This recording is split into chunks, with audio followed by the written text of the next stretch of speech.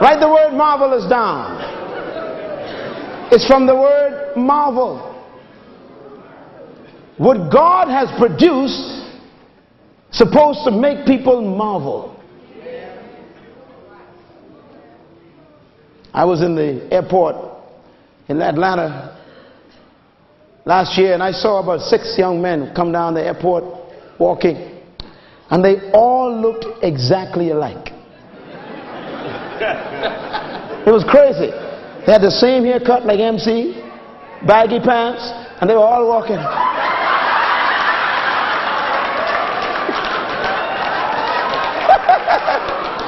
And I sat there and I laughed to myself. I said, why would people want to get lost in other people? You're too important to be covered up by other people's personality. Some of you parents got to stop comparing your children. Why don't you be like John? Shut up! He's different from John.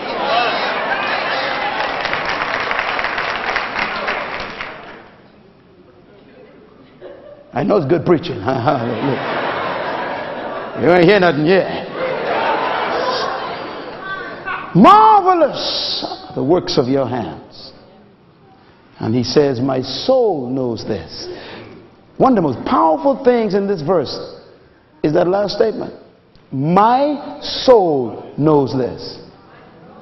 I don't need no magazine to tell me I'm marvelous. I don't need no psychologist, psychiatrist to tell me I'm wonderful. My soul knows this. I don't need no one to tell me I look good. My soul knows I'm good. I don't need no one to affirm and confirm and reaffirm who I am. I know that I am marvelous. You see, when you don't know this thing for yourself, then you go to other people for affirmation. And believe me, if you go to other people to find out who you are, they'll never make you more than they are.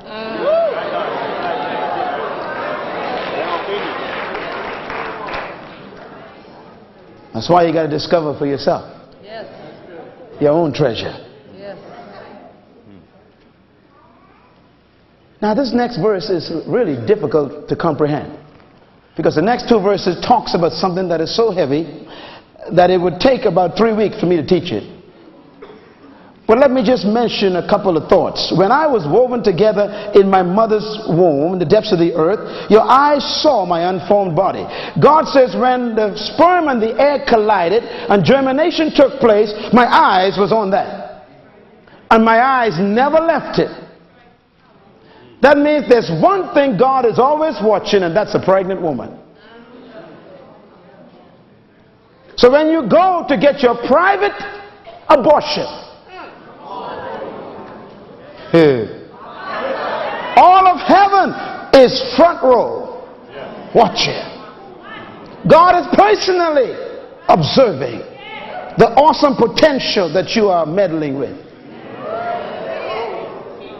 You don't know who you're carrying. That's why you shouldn't touch this stuff. Suppose Mary had an abortion.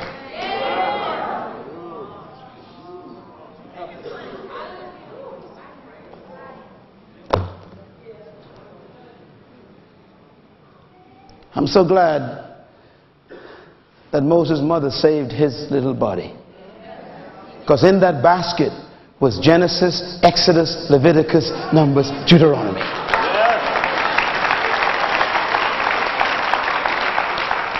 In that basket was the 10 Commandments. Tell your neighbor, you don't know who you carry. That son who seemed to be so wayward right now, and that daughter who seemed to be so much against social and academic harmony, the one who seems so rebellious, don't you dump that daughter. Man, who would imagine that a serial killer, a guy who killed so many people that we lost count, that in that serial killer was 1st and 2nd Corinthians, Colossians, Galatians, Ephesians, Philippians, and Titus, and Timothy, and Philemon. 3 quarters of the New Testament was in a serial killer.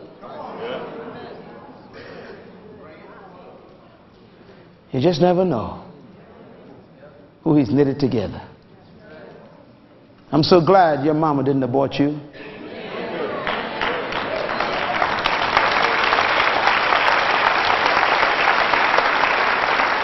And I say to every doctor watching this program who's practicing abortion, the only reason why you are able to practice abortion is because your mama didn't do it to you.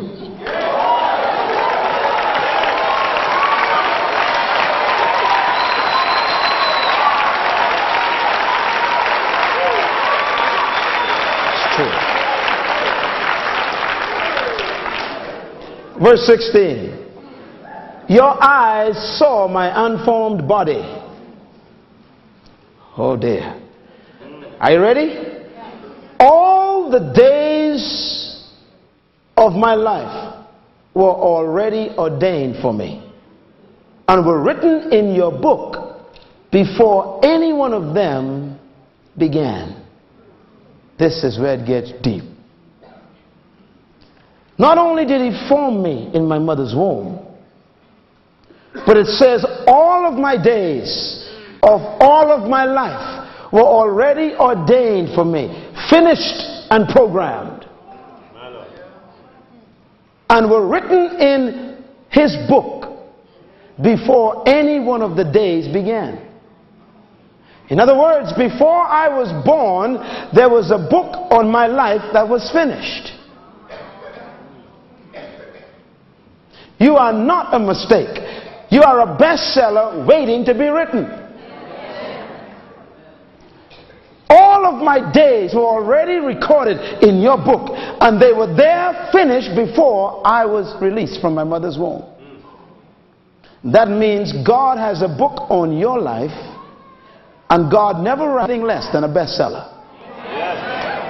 God has never produced a failure yet, even though people fail.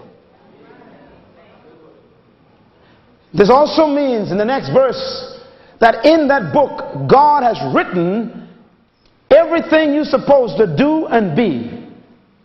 And the next verse says, and the thoughts that you have of me, O Lord, are so awesome that if I were to try to comprehend them, it would be as awesome as attempting to count the sands on the seashore. I hope you get this thing. It's strange. It says the book on my life has some thoughts in it that you have about me. And the thoughts you have about me are so awesome that if I attempt to understand them, it would be as awesome as trying to count the sands on the seashore. In other words, the stuff God has written on you will blow people's mind.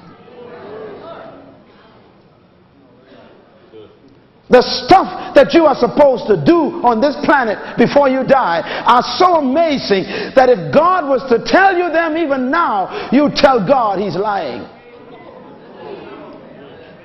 And that's the problem. The problem is you've been traveling at 55 and God's trying to get you up to 160 and you're saying this can't go 160. You know why you don't go beyond 55? I'm going to tell you why. Because there's some laws that have been created by man. Come on. Go ahead.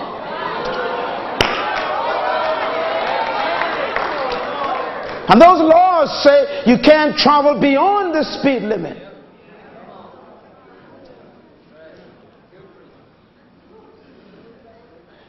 Last time I spoke to the manufacturer, I asked him, what are my possibilities? How fast can I really go?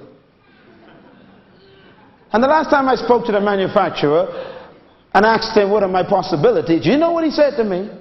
All things are possible if you believe. Woo, I like that.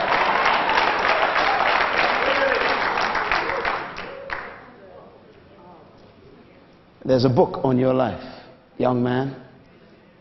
That's why you shouldn't settle for the grade book out of school. You shouldn't settle for the report card that they gave you. Because that's not the book on your life.